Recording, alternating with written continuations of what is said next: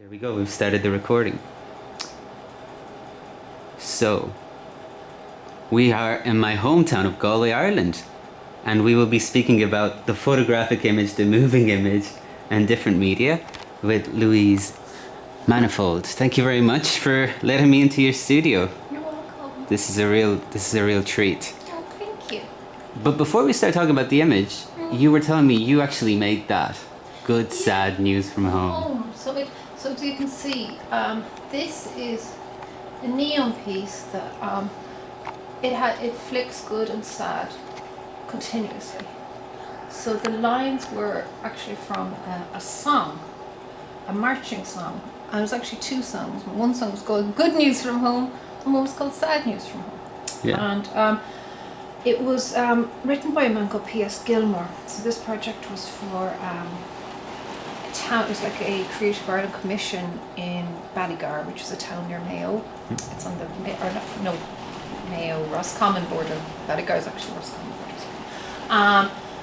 And he emigrated to America, and he became very famous. He was the most famous marching band master. Yeah. And this was a time when the marching bands were entertainment, so there was no TV and stuff. And it used to be really extravagant. Like they would have cannonballs, shooting out like noise, just very noisy, extravagant affairs. And so he's quite famous there as a very, somebody who did very well for themselves, who left at a very difficult time in Ireland. But I kind of thought about all towns and people leaving towns. And the main kind of point of contact you get when you leave somewhere is either good news or sad news from your family or from the town. So I wanted to do something a little bit different, and I wanted to do it in neon. Yeah. I work a lot with text, and I love neon anyway. So we got this done. So they're like kind of switches, so it goes on and off. And I had it in the window of a hairdresser's in Ballygar, and it also became part of the film. Start, and sometimes I brought it home to my own house. Yeah. It's beautiful. Why do you like neon? Is there any reason in particular? Does it remind you of something? I think it reminds. It's a very urban thing. But it's also you see it in lots. I suppose it brings out the same kind of sense that you get from fairy lights or from there's something very magical about it, particularly in a dark space. Yeah. It's kind of like an imprint of society or kind of urban life, but then you also see it in small towns, and they're always kind of a little bit lonely or something. Yeah. Often you might have a street with maybe two street lights and one neon sign. It's quite American as well, the buzzing neon. This one doesn't buzz so much. You would like it to buzz though? I don't think buzzing is a good idea. I think it's a sign that something's going to break. Yeah, that's true. Hey, that's really interesting because where are you from, Louise? I'm from Galway. Oh, you are from Galway. So so you are from here. So I'm trying to think of the connection between neon and Ireland, but I suppose big city, in terms of big city, I think there is. you could do a lot bigger than Galway. You could do a lot bigger for neon in Galway. There isn't a whole lot of neon, but it's quite 80s as well. Yeah, it's true. I think it's very 80s, and the artists have worked with neon for years and years. Yeah. Bruce Nauman, I suppose, is the big neon guy, Yeah. and I did a lot of work when I was doing my BA on Bruce Nauman. Oh yeah? Who was that? Sorry. He was a sculptor. I suppose he was quite a performance artist, and he did a lot of work with text and neon. Yeah. And he was American, and I do think there is this connection with America and neon, and I think it's that kind of glitz feeling, kind of Americana. Yeah. But I think these colours, particularly that kind of pinky colour, I really like that. That reminds me of hairdressers. Yeah. And the blue, I decided, I kind of went for the kind of full-on kitsch. So I just said, don't make this too complicated. Good is pink, blue is sad. Yeah. I love it. And it's kind of an unusual piece because to start off this video with, because the way I found out about you was via your photography, your work with photography. And so, because this is actually the first time we meet, so it's very exciting. Yeah. I'm also getting to know you, as I hope some people watching this video will be. And this is just a very simple, general question to start off with. Do you remember what? This is actually a very specific question, but I like to start off with kind of questions. do you remember what the first photograph you took was? Or what is the first photograph you remember taking? Oh, that's really interesting. I've taken a lot of photographs. Yeah. I think as a process, I used to do a lot of photography on timers. I was very interested in Francesca Woodman. Do you know Francesca Woodman? No. She was, she's deceased. She's an American photographer. She died quite young. And she did a huge amount of portraits of herself just running on a self-timer and a slow shutter speed, so her images were very ghostly. And one of the things I love with photography is texture. I love the sense that you can kind of almost touch it, or your eyes can touch it, because you can't really touch a whole lot with your eyeball, but when you see something, if the image is powerful enough, it'll almost feel this kind of sensory contact. And I got that with her work. I think her life story, obviously, because she committed suicide at a very young age, kind of, you can almost read maybe some of her kind of internal conflict through her work, or maybe sometimes because that becomes apparent after that people read into this. So you're always kind of, it's hard, but I felt very much with her work.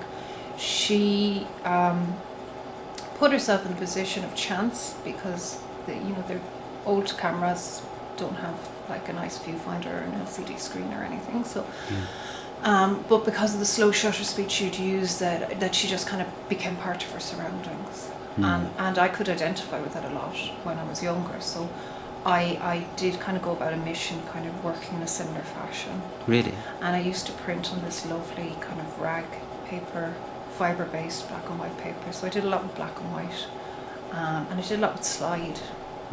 I love slide, I love Ektachrome. And then I suppose as I moved on, I did more digital, but if I had to say some of my first images that I was really happy with, because there was a lot, I used to do an awful lot of photography and I'd forget to put on my glasses. I have really bad eyesight. Really? That's interesting for a photographer to have really bad eyesight. I think it kind of helps. Yeah, yeah. Everything looks like a lovely fog. Yeah, exactly, yeah. But I used to find my glasses really cumbersome when I would, use the viewfinder. So I'd take them off, forgetting that, I would then focus on my eyesight. Yeah. As opposed to what was actually there. And my photography tutor asked me, he said, have you been wearing glasses when you're taking your photographs? All your images are completely blurred. And so that was like a kind of a big error. I was in college. I was in first year, so I'm allowed that, I think.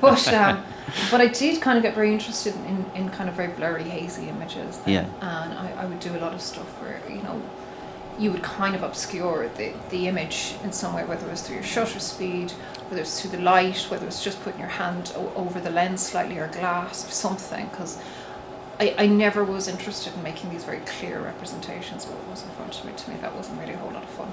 No, it wasn't? No. Mm-hmm. I am really, I suppose a lot depends on your subject matter. If your subject matter is yourself, or it's something that's some way static, that's open to representation, then it's okay. If you're working with someone, you have to kind of define rules a little bit, because you have to be respectful of your subject. Mm-hmm. And you either make a kind of a clear relationship of what your intentions are, and you make that clear, or you work with something that isn't going to obscure it or change the meaning too much for someone to be upset. I never really, my aim at work is never to kind of offend or upset people, but to kind of make something that's different. Do you think about that while you work? Or? I think as a photographer you have to. I think it's really important. I think it's important in the sense that right now we're very saturated with images.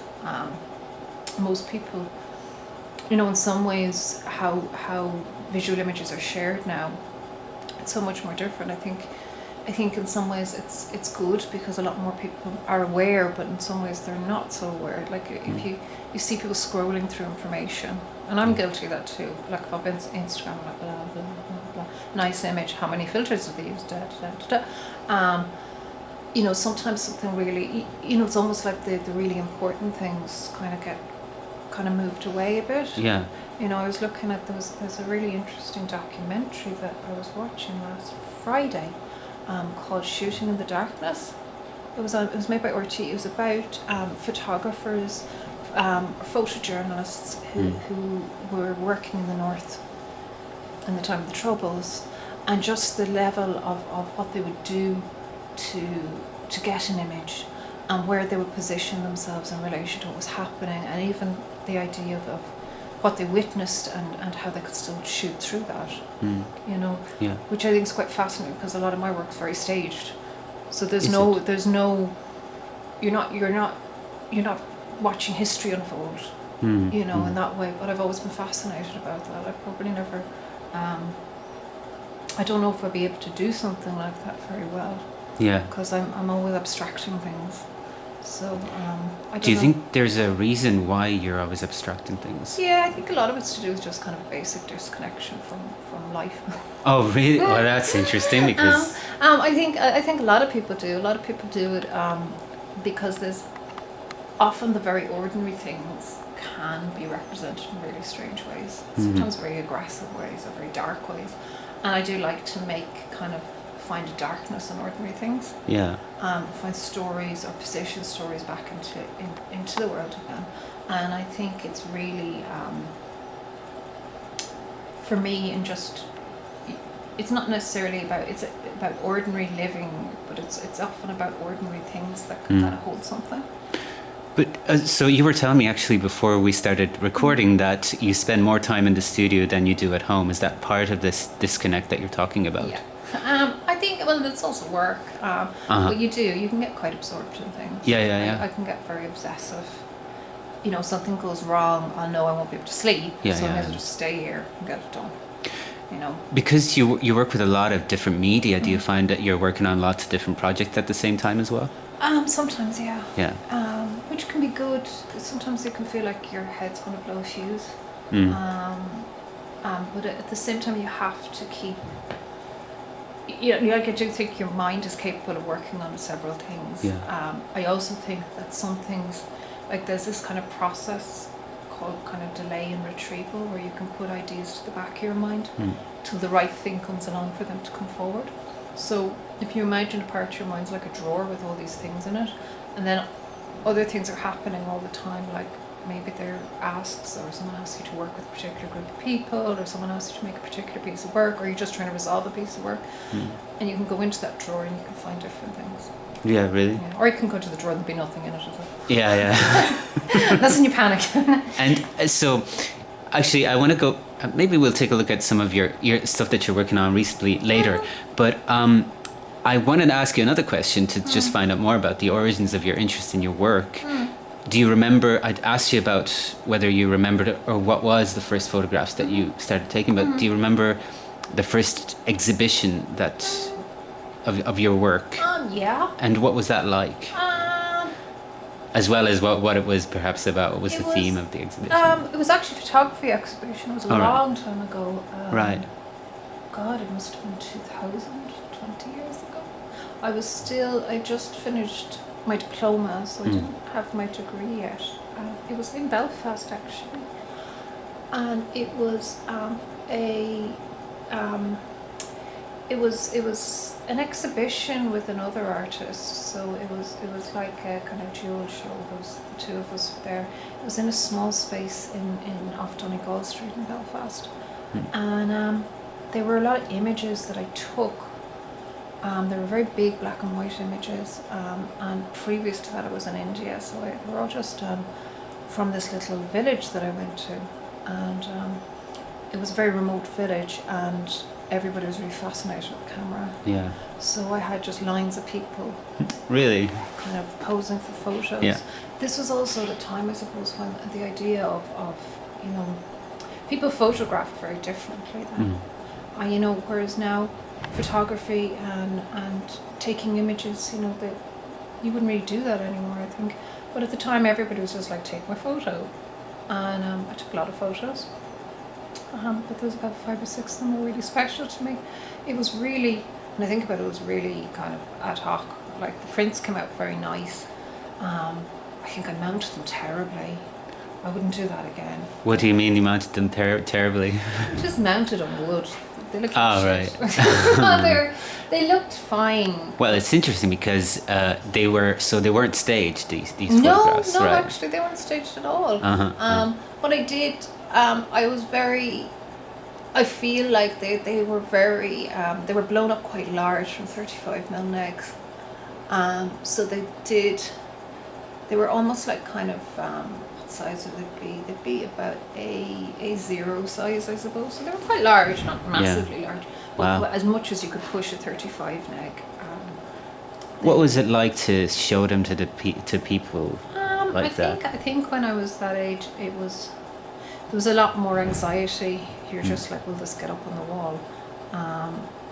And you also, I didn't feel, usually when I would have shows, I would actually feel quite uncomfortable around my work.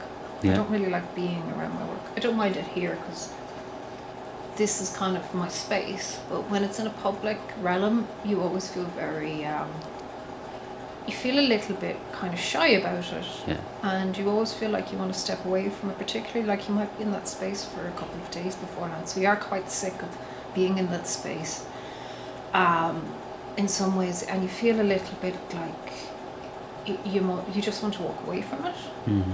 And I think that was my first experience of that, because before that, any other kind of output would be through college, and that would be usually involve getting good grades, so there'd be a degree of celebration involved. Yeah. So there wasn't that sense of I've gained something in that way, in an academic sense. You just had your work up, and I didn't really know how to feel. You don't really know, a lot of the time when there's enormous anxiety of that, will it go up, will I be happy with it when it goes up? And then when it does, you always kind of feel like people are looking at you when they see your work, and that can make you feel very strange. Do you feel protective of your work? No. Because you mentioned that it is almost like when you're here, your work is your space, or your workplace is your space. When you take your work out, does it feel like you're letting people into that safe space with you? And so a little bit. It feels a bit like you feel a certain amount of protection, but it's more it's more that you just feel incredibly vulnerable, and you shouldn't really, because it's only art. But it does make me feel strange, and I've always felt this conflict, because as an artist, this thing of showing is meant to be great, but I don't know. Like, if I could get a double somewhere in the world, I would gladly pay them. You would? What do you mean a double? A person double. There's meant to be a double of everyone. I might actually put an advert in. I had a friend who went looking for doubles before, but he was in London. Would you do that? Absolutely. That would be very interesting. I think that would be sort of an artistic experiment in itself. Right. My friend was trying to do that before. I don't know how well he got on with his doubles. Right. I was kind of thinking, if he was struggling in London, I may struggle in Ireland given the population. Yeah, or not. Or you could find a long lost twin, or could force someone to die there. Well, with the technological developments, maybe it could happen. It could be made for you. You could order your double soon enough. Well, there is a lot of technical innovation, and I could maybe. Right. I always. But then when you're not there, you also feel strange. A lot of it's down to when you go into the space, you have this vision of what it'll look like. A bit like Christmas, you imagine it's going to be this, this, and this. Yeah. And then as you get older, you realise it's not. Those things.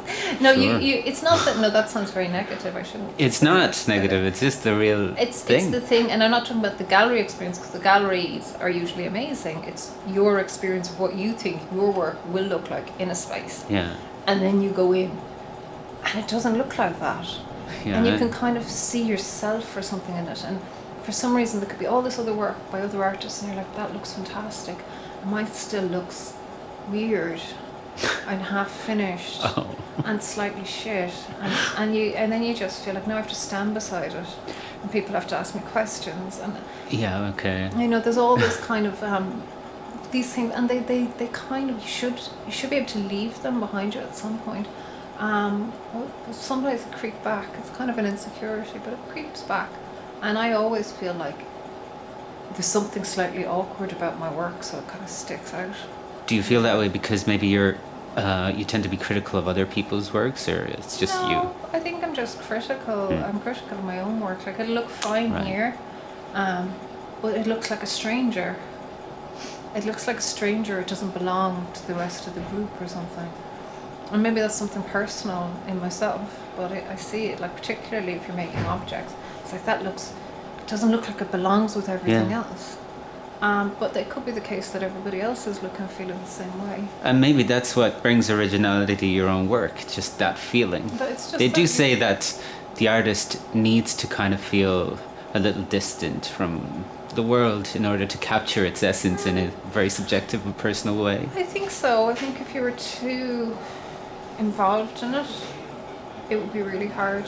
I don't know, particularly now. Like you're kind of, you've got so much information coming at you. In some ways you have to kind of lock it down a little bit because, your work, you can make work about certain things but in a way, like half of the fun of making the work is going on that journey to find material, and sitting on the internet isn't really the same kind of journey. No, it's not. It's really not. No. Actually, we were saying that about Instagram earlier. It can be the surplus of images that we encounter brings a little fatigue, and it's hard to kind of visual fatigue. It's a kind of a But it's a very common vision of the world. I feel like it tends to be very boring, and it's very filtered.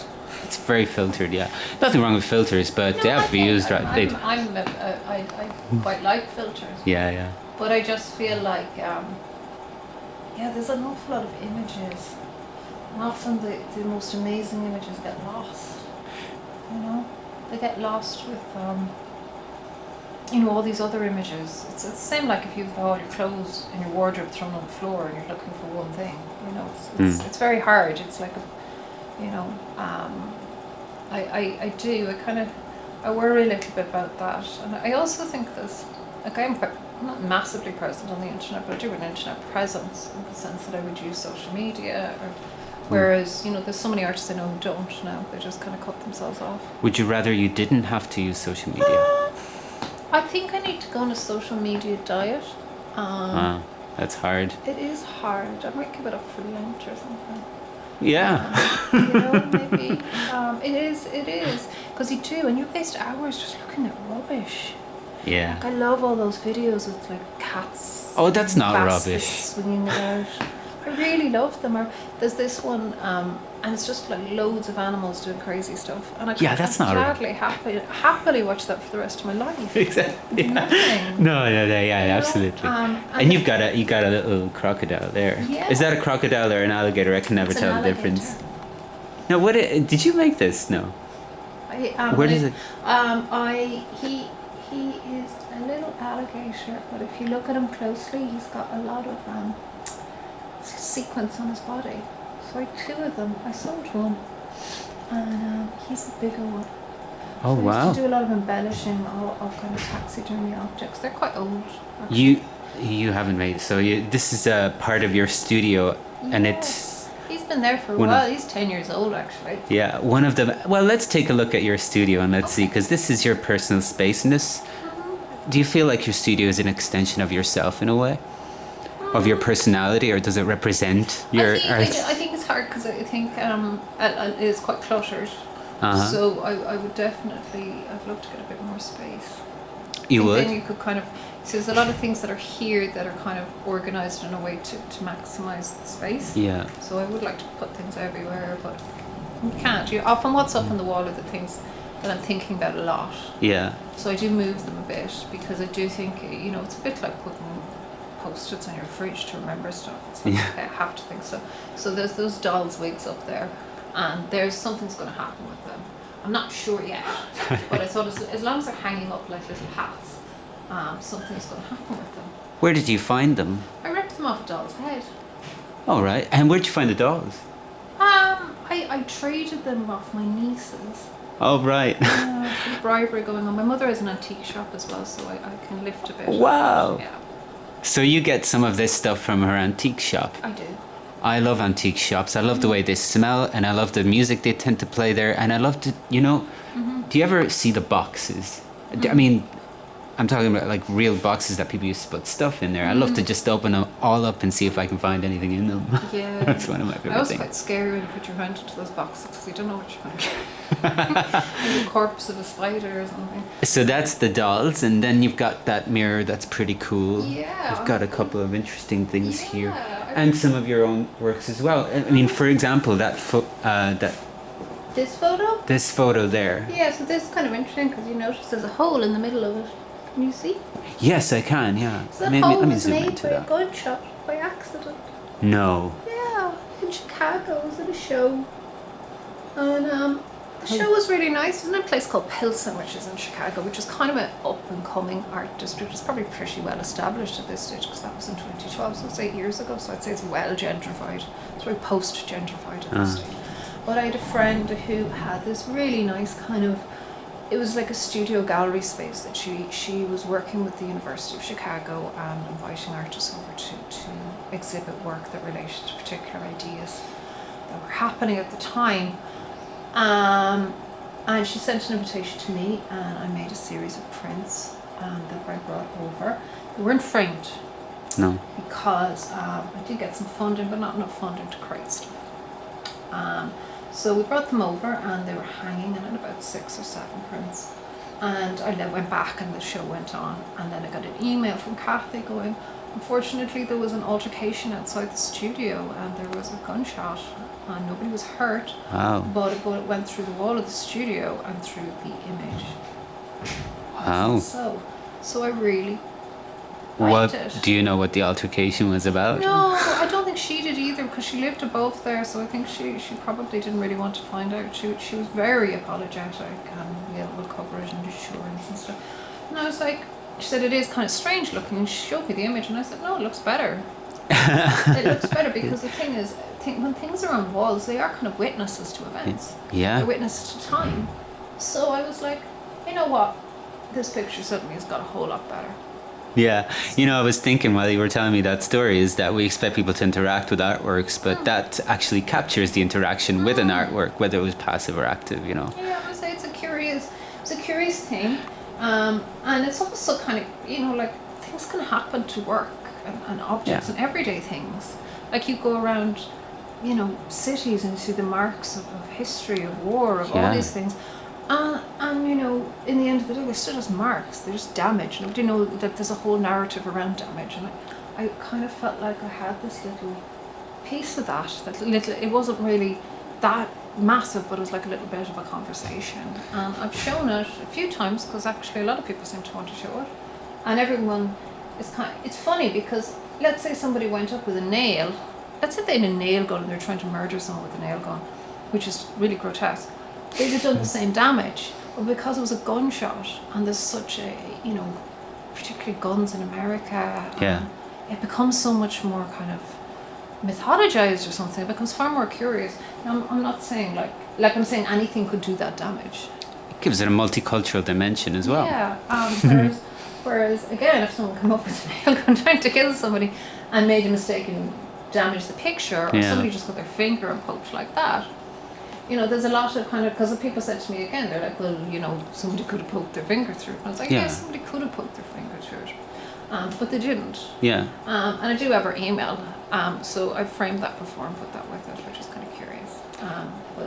It sort of reminds me of the way in which, I suppose, on the topic of film, the way in which, you know, maybe when you're looking at an older film that hasn't been restored yet, you see these marks on it, and that's the mark of time, you know, which I find is very beautiful. And then that brings the question, do we really want to restore them to make them as radiant as they perhaps once did, or do we want to ruin the beauty of the passing of time? Exactly, like you see a lot of they've coloured black and white stuff. I think. Oh yeah, the colorized Casablanca. Have you ever seen that? That's awful. You know, they've done some really weird things, and they continue to do weird things in an attempt to kind of, I suppose, revive something in us, and it does the very opposite. Yeah, it does. It really does, and it's really quite strange. You know, in fact, like I do a lot of damage to things anyway, so. You know, I work a lot with film where I just like sand parts of the film strip off. You know, usually mess it up. Usually found footage, but it's an amazingly durable material. Yeah. It really is. It's a really amazing material, and I think, you know, computers crash and hard drives crash and clouded stuff. I found the whole thing with clouding stuff weird.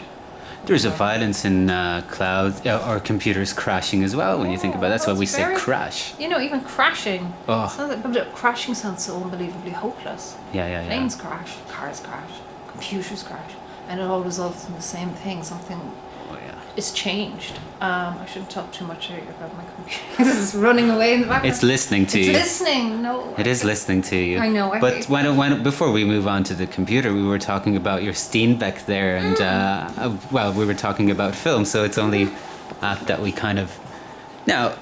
Not you know what? I actually feel like people don't know what this is necessarily, especially the younger audience. Look at how many things are going on here. It looks like a little city. It is, and I think that's a beautiful landscape. It's covered in dust. Yeah. I think there was a mouse living in it last year. Was there? I don't know. It's kind of like, it sounds like the concept for a cartoon by Disney, a mouse living in a Steenbeck machine. The mouse in a Steenbeck. Yeah, we should pitch it to... This is quite damaged here. I did a shot with it. All right. It was in the back of a van. We pushed it out of a van in the middle of Connemara. Oh yeah, okay, yeah. In the rain. That wasn't a clever idea. But I had to do it for this shot, and then I was just like... And then I felt bad because, you see all this lovely wood. Yeah, but it does work and it runs. And do you use it often? I haven't used it in a while, and it probably needs to happen sometimes as it can knock off a little bit, the tracks. Yeah. So it might need a little run again. Oh, can I make it run for you if you want? It's plugged in. It would be nice to document it running, maybe just to see the little cogs spinning or...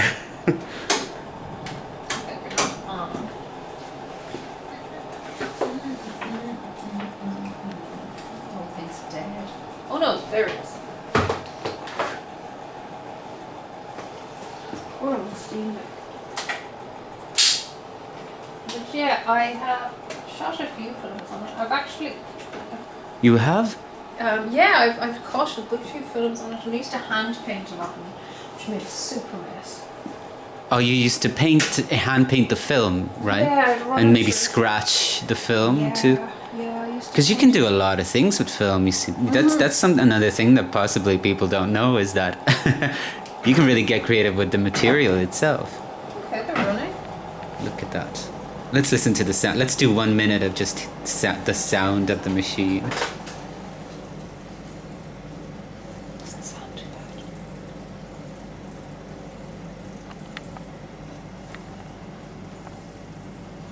I tend to, do you know what happened? I had to try and put a bulb back in before, and that caused a lot of problems. You need to have teeny tiny fingers. Yeah, and also you probably need to have the right kind of bulbs, right? Specific and splicing tape, all of that stuff that probably is really hard to find. Now you get it on eBay. It's quite fun. I do like splicing, but my splices are a bit rubbish. That's really cool. Maybe one day I'll document you kind of doing all of these things with film as you do them, but I wouldn't want to intrude on your work actually. No, This really is cool though. It. Actually, this is... Even just to hear the sound, yeah. It's music. It is. I've recorded it a few times. But these are really like... Do you know what this sounds like? Because, it's very windy like the outside wind. and it reminds me... And Lou Reed used to say that the wind is the sound of love, so it's it replicates the sound as well. No, Valentine's Day. Oh yes, it was Valentine's Day. Well, we won't talk about that because that's very upsetting to people. But anyways... This is okay. It's quite interesting because you can still put sound through it. So if we get old film strips, it's the magnetic strip, and it sounds so bad. It's great and so bad. Yeah, you know what I mean? It sounds really, strange, kind of slightly off, like when you put on vinyl and it's a bit slow or something. Oh yeah. Hey, so while we're here, what about that photograph there? Photographs from ages ago as well. It was from a film I was doing about people who believed they were turning into animals. Right. And this was a lady I worked with a few times. She's an actress, and I really, for this film piece, it was about a woman who was 49 years of age. So I wanted to get a woman who was, she was probably a bit younger than 49 there, but just somebody that was going to work with this piece. And it actually was quite ordinary in one way, because often when I work with actresses or actors, I don't ask them to do a whole lot, just to kind of be in the space. Mm. And they often get kind of frustrated with me because Yeah, I know. Well, yeah. I don't give them any direction other than look over there and be quiet. Yeah. But she was very, very good. Valerie Joyce is her name, and she's also an artist, Right. performance artist. So she kind of got it a bit more. You know, she got the kind of stillness I was looking for, because it's quite hard to ask people to kind of be kind of vacant in a space, Mm. in a camera, like in a camera frame, and she got that. And then I do an awful lot of like compositing in my films. So then there's a composite of another video piece inside me there. Yeah. And that was 2009 actually. So that's 11 years old. Yeah. Wow. God. It's hard to believe when you come up with a concept like that. I mean, for example, that one. What was the origins of the concept of people turning into animal or believing that they're turning into animals? I look a lot in medical journals. You do? Yeah, I'm very interested in psychology. I believe that there's nothing in this world that the mind hasn't somehow manipulated. There's nothing beyond our minds in a sense that we can think of the strangest things, and we can embody and inhabit the most strangest situations. So it is actually documented. It's called clinical lycanthropy, and it's generally associated with wolves, which would be lycan would be for wolf. But a lot of people believe they're turning into different animals. So I did another piece about a man who's turning into a tiger. He felt he was turning into a tiger. He didn't actually turn into a tiger. Do you feel like you're turning into an animal? At that point in time, I did a bit. What animal? Or Probably a bird. okay. But I think at that time, I was just very interested in stories where the body felt like as another or as other, and I was quite interested in that. So I just thought, That's really interesting. And I'm very interested in how words can kind of go to different, can carry us into different spaces, and how people's accounts and descriptions of things that are kind of beyond describing. Yeah. How to find a place for that in work. And I don't know how well I do that, but it's what I'm interested in anyway. Why do you feel you're interested in looking into medical journals? Are you interested in science in that way? It's some of it in science, but one of the good things about often, particularly if they're case studies, well, two things. Firstly, the person's never mentioned, so there's this kind of anonymity. Anonymity, yeah. Well, I love the way. I know I struggled, and then this. I struggled with that, but I love that it's documented very clearly. Yeah. It's not kind of, you could read it in a fictional story and it'd be kind of, bandied about a bit and then fluffed up to add charge to it. Whereas when you get it in a medical journal, it's often very precise. Yeah, it is. Very, very devoid of emotion. It's very clear the person's symptoms, how they're feeling, why they're feeling, causes, possible cures, and that was what I quite liked. You like it, yeah. Yeah. Some people would find it frightening, I think, frightening to know too much about that stuff. It is and it isn't. I think that you're better to know than to not know sometimes. Yeah. I don't think it's going, it will change, like, it's not that frightening. There's far more frightening things happening in the world. There is. Oh God, yeah. Like, for example? Well, most wars and things. Oh, yeah. But in the same time... I forgot about those. Yeah, those things. But I do think that they're the capacity, we as humans have a capacity to kind of create particular situations in ourselves, in our lives, maybe as a way of avoidance, possibly as outcomes of depression, other maladies. And I think that they those kind of spaces that are created, or how they're told or disclosed to other people, is really interesting, because I think it's something that we all have the potential to create. I don't think it's necessarily artistic. I do think a lot of people are like that. Even if it's something like, scrubbing your floors continuously for 10 hours a day, or any of these kind of things that involve you kind of putting a distance between yourself and the world. Kind of interesting to me. I'm just gonna do a quick pan of the rest of the studio, so that we can sit down again and be a little more comfortable. There's a couple of photographs here, some of which I suppose you didn't take, at least some of them, and artworks. And what is this? What's this Viewmaster? I haven't seen one of these in such a long time. Oh, Viewmaster, yeah, I make them. No, you really? No, not. I wouldn't make this guy. Oh, but you can got get sort these of. guys. So Oh, these wow. guys, yeah. So you can get a stereoscope, and or you can do. It's a very simple way of doing it. You can basically. I used to just get a camera, and I just measure the space. To make a stereoscope lens and just take an image twice. So it's ground with still images. You know what I mean? Like something that isn't moving because you have to get the two sides. Yeah. So this is one of some automatons. I have another one of spaces. This was actually in Chicago as well, not this roll. Takes me back to my childhood. They're fun. My grandparents going to places and coming back with these little cameras, and I would just click and see sights of Venice and all these other places around the world.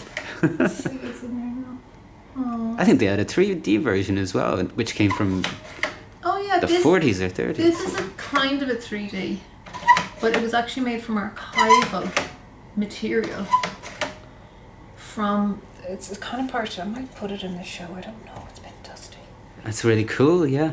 It's not totally 3D though. It's kind of 3D, but not as 3D as you want because I was actually working from still images. So I had to make what they call parallax. Yeah. I had to make that myself, which I did in Photoshop. So it kind of worked out, but it didn't. There isn't the same level of depth. There's a slight depth, but the images are quite weird. That's cool. Yeah, that's another thing that you work with. Wow, it's so fascinating. I don't think I know anybody else who makes these. At least I don't think I do anyways. You can get them made in the States. I was just looking at that box there, bicentennial gift pack. I'm going to make my own bicentennial. So this one is, and the guy who makes them is this cross. He's really nice, but he's like giving out to me going like, you made this one wrong. Wait, make what? Oh yeah? Because he fits them into he basically cuts Oh wow. puts them in. So you have this lovely reel. And are these collectors and... So they're called Studio 3D Com. So that's the last ones I got. This is quite cool. Wow. These have good parallax on these ones. They're a bit better. That's so cool. And this was, it was, again, for the same show that was in, so that's quite old too. Wow. So, no, I might show that the next time. I've kind of forgotten about it, even though it's up on the wall. The only reason I forgot, I think, is because it's behind me. So I don't get to see it as much. And you've got a few books here, which is always nice to see. Now, are they all photography books here? Oh, all sorts of stuff here. All sorts of stuff. There's what's in here. These are something that I don't know what I'm doing with, but I love it. Oh yeah. Hair books. So I don't know, but I love these. I was actually. Oh, they are actually the ones that. They no, it just kind of reminds me. I was in the concentration camps in Oranienburg, and they have those strange kind of samples for eugenics, I think. Just little boxes with eye colours, like eyeballs inside with different colours. Oh yeah. And hair. And I was just horrified by it because they're in these perfect little tin boxes, like a little, carrier palette that you bring out of your plein air painting or something. Yeah. And then like I was getting my hair done, and then I saw these again because I love them, but I don't know what to do with them. But anyway, a hairdresser gave them to me as a gift. So I'm keeping them for another idea. That's cool. I've ruined this one so far. I get a notion sometimes if I'm here late and I get fed up working on one thing, I'll run off and I'll just start hacking something else up. Yeah. Kind of just a relief. It's usually a really bad idea because I normally destroy some really good material. You do? Yeah, just kind of, it'll end, not on purpose, but you just do it because you get this awful urge. Sorry. Unknown caller. Can I answer No. that? You can answer that.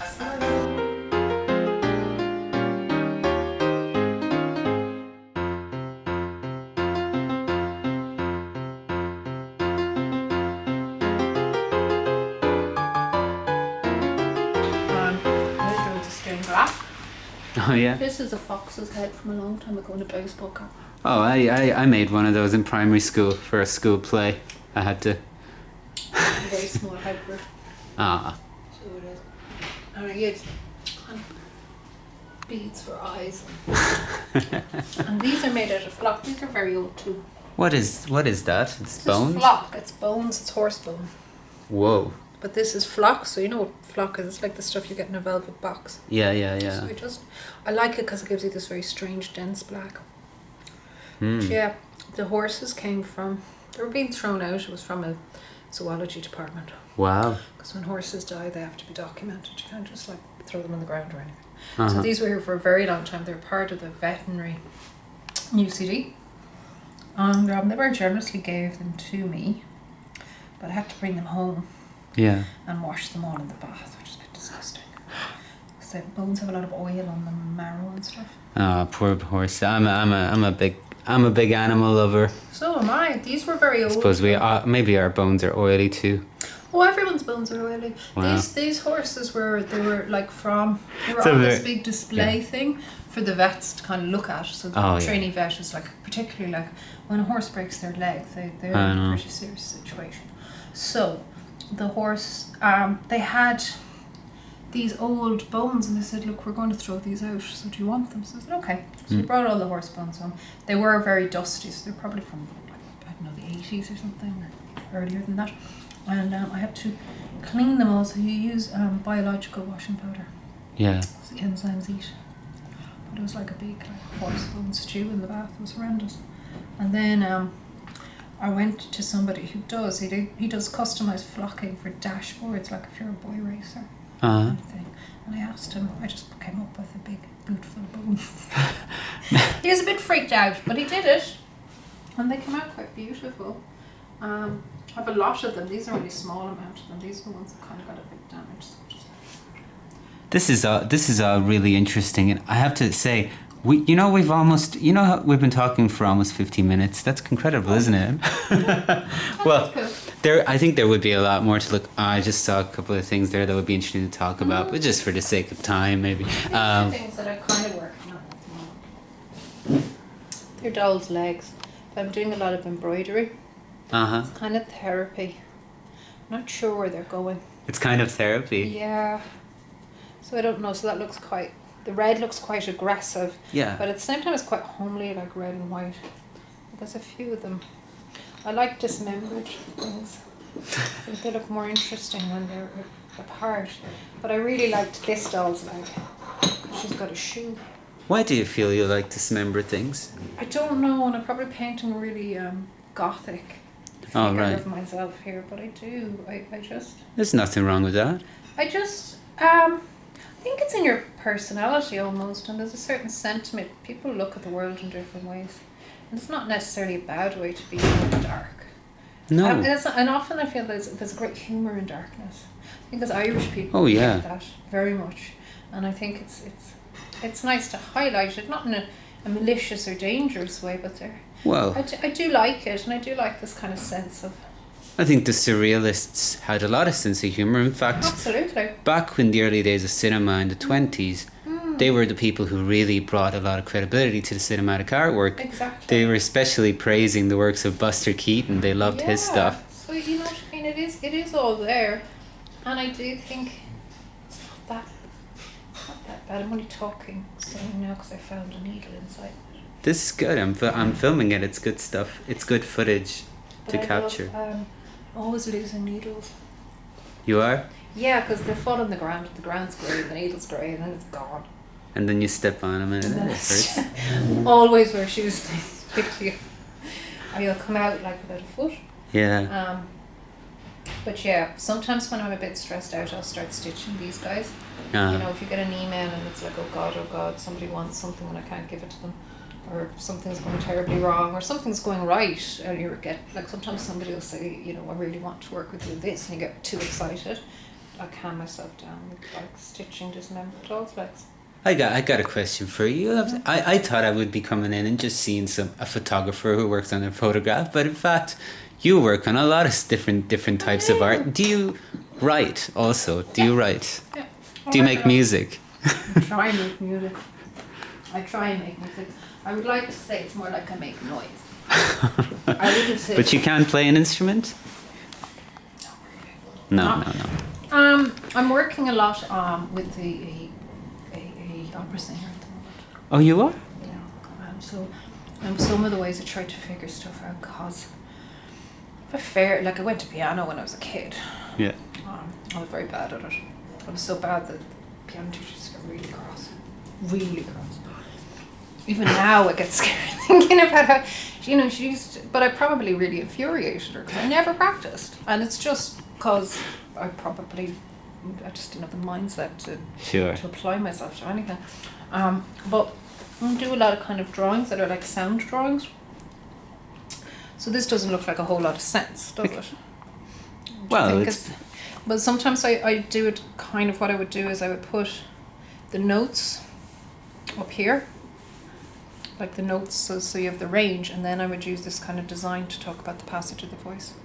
So it's kind of simple, but it's an interesting way to use that type of it seems paper to work. music. I find it quite hard to draw on music sheets. There's all these straight lines start freaking me out, but it works a little bit. And anytime I've done sound arrangements where I've had to, because you do have to make an attempt if you're collaborating with people to try and get on their wavelength to some degree. There's no point in going in and saying, I want this, and they're like, I haven't a clue what you want. For the sake of their time, your time, money, everything. So sometimes, and even the process of drawing, like doing collages and things, it's a way of thinking. Uh-huh. It's just a way of kind of, and even something that I do a lot of things that are kind of repetitive because it's the one way my mind can calm down a little bit to kind of think of the bigger picture. Sure. And I do have my mind is very, it kind of jumps around, it's quite erratic. And I think that's kind of, you can see that in my work, moves from different meetings, it's quite kind of, kind of very turbulent or something. It just goes from here to here to here to here, and they all have a common thread. But I think the nature of a lot of artists is that they will work in different mediums now. It's not a sense of, like, let's say a lot of the things that I build, I might use them in films or photographs. Mm-hmm. A lot of the text will kind of come through a film again. Sometimes your lens or your camera is the thing that joins these things together. Or blows them up in other ways either. Sometimes I'll say I'm making this as a prop for a film, and then it becomes too weird, too crazy, and you're like, no, it just has to stay there and have to start again. Or you'll be in the middle of sewing something, you get an idea for a script. So there is a kind of a symbiotic relationship with all these things, but it's very hard to kind of translate because I don't think anyone can really identify where their ideas come from. You just kind of come upon them. And the worst thing you can do is have a clear idea of process. Because, life would be really easy then. And it'd probably be really boring. I don't know. Like even now, like I was listening to Lyric last night. And there was I think it was a musician. And they were talking about how to resolve a composition.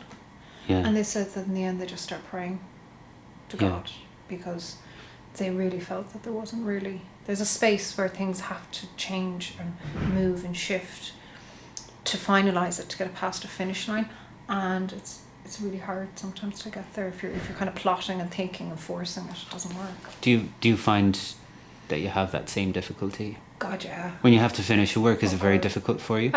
Sometimes I don't think a lot of works can be finished. I think it's quite interesting. It's all one big mess. body of work. I think the idea of finished work is really interesting. I think obviously if you're, because if it's film you can do a re-edit. If it's film on celluloid, or if it's on like film, it's digital media, it can be re-edited. If it's sculptures, I suppose you can't really go mashing about too much with them. I do. I kind of, there's lots of times I'll see work. That's something you see. If you have that complication when you're in a gallery, you're showing your work. You look at it and you're like, I wish I'd done something else with that. Oh yeah, not finished. And and Sure. you'll also have the horrible time before a show where you start going at something. Yeah. Because you think you'll make it better, and you end up making it so much worse. That's the great thing about photography, because once your prints are done, you don't touch them. You can't touch them. You can't. know you can't touch them. Yeah, that's true. So you're there with having it very, very tidy. So if it's behind a frame, you can't go at it. But other things you can. you know, and that can be quite dangerous. Before we look at what you're working on there on that big computer screen,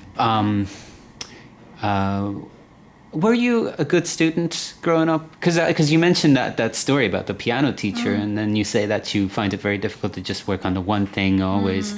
Was it then difficult to sit in school when you were Yeah, I wasn't very growing good. up? You weren't very good? No, I wouldn't say it was like bad as in personality-wise, but I certainly was quite distracted, quite lazy. How do you think that experience sort of impacts your work, let's say when you're doing workshops or training artists? I know, I think, you know, you have to be patient with people. You have to, I think when you can work individually with people, some people work much better if you work with them individually. It's just the way they are. Some people are more comfortable working with, you know, they're far more compliant and will work with in a larger group, and they have the faculties to engage. Some kids, particularly me, I couldn't hold attention. I had no attention span. It kind of got better as I got older, but it's still pretty limiting, I'd say. I can apply myself and it can work okay, but it's almost like I'll apply myself to certain things, you know, and the two reasons, if it is of interest to me or it's danger to me or someone else. So, you know what I mean? So you have to be sensible.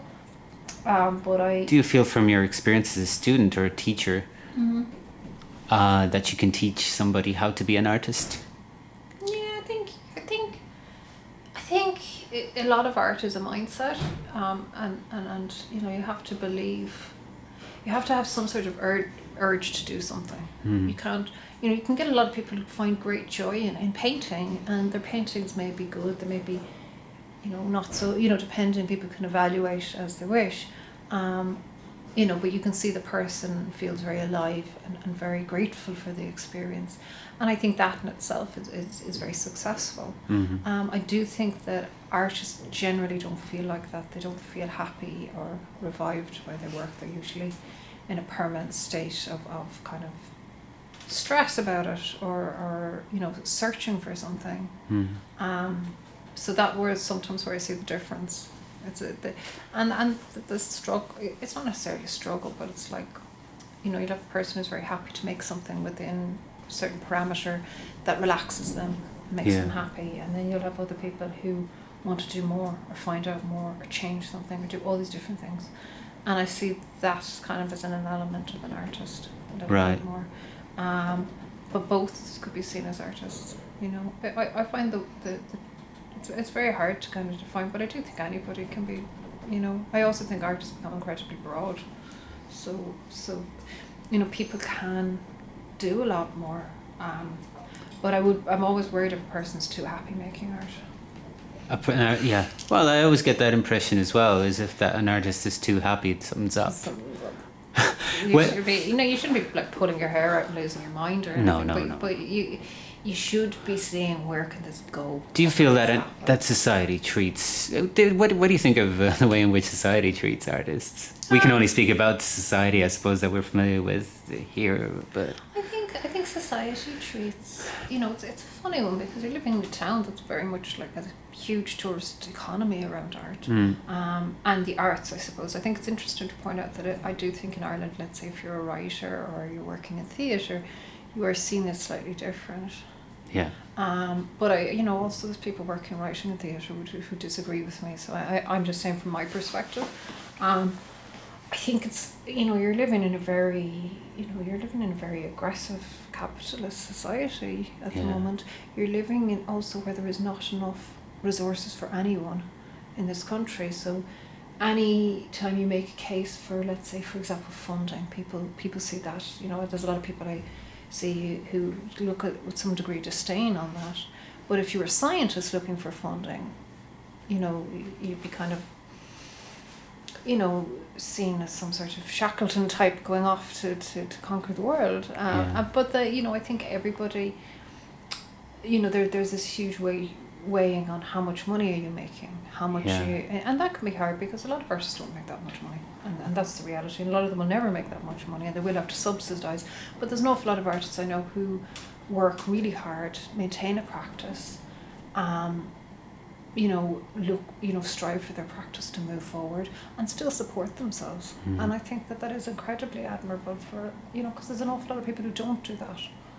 And I do think there's a lot of other people who do that, but I do think that the arts do contribute hugely to how Ireland is seen, how people visit here, what they think of it. It's, you know, there's an awful lot that's exported outside of Ireland. And we are a really small country, and yet we have a very, you know, people can relate and understand our collective identity quite well.